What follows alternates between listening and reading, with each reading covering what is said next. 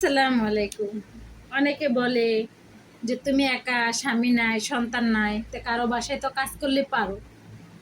হ্যাঁ, কাজ করলে পারা যায়, কিন্তু যে স্বাধীনতাটা আছে সেই স্বাধীনতাটা তার পাওয়া যাবে না।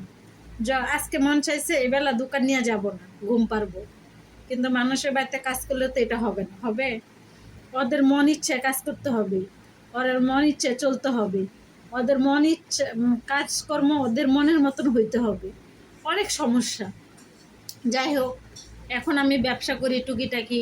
যাই হোক, আমার ব্যবসাটা ছোট, হয়তো হাঁটার উপরে আমি থাকি সারাদিন। তারপরও আলহামদুলিল্লাহ, হয়তো মাস গেলে হয়তো আমি 5 মাসে হয়তো আমি 50,000 টাকা পাইতাম, 10,000 করে দিলেও। তো 10,000 টাকা দিলেও আমার খরচা আছে 1,000 টাকা করে, তাহলে 9,000 থাকতো। এখন হয়তো আমার সেই টাকাটা হচ্ছে না, কিন্তু এই যে 5 মাসে কামাই করছি মাত্র 30,000 টাকা। আপনাকে দয় ভালোবাসায় আপনারা আমার সুস্থতা কামনা করছেন বলে আমি সুস্থ থাকতে পারছি বলেই তাই কামাই করতে পারছি।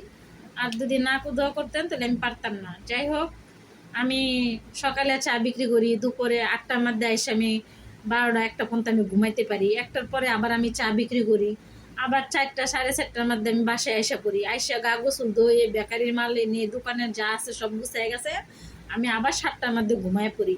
আবার রাত্রে হ্যাঁ উঠি আমি একটু তাড়াতাড়ি, 7টার মধ্যে ঘুমাইলে আমি 1টা 2টার মধ্যে উঠে যাই। তা আমার এটা ভালো না?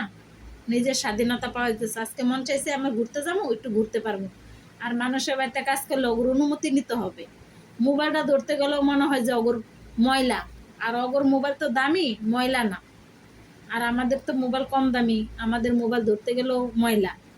বলে যে বসে আছে, কাজ করে না, মোবাইল টিপে, তারপরে ঘুমায়, অনেক সমস্যা। কিন্তু এই সমস্যা কথাগুলো তো আর শোনা লাগতেছে না। আশা করি বুঝতে পারছেন।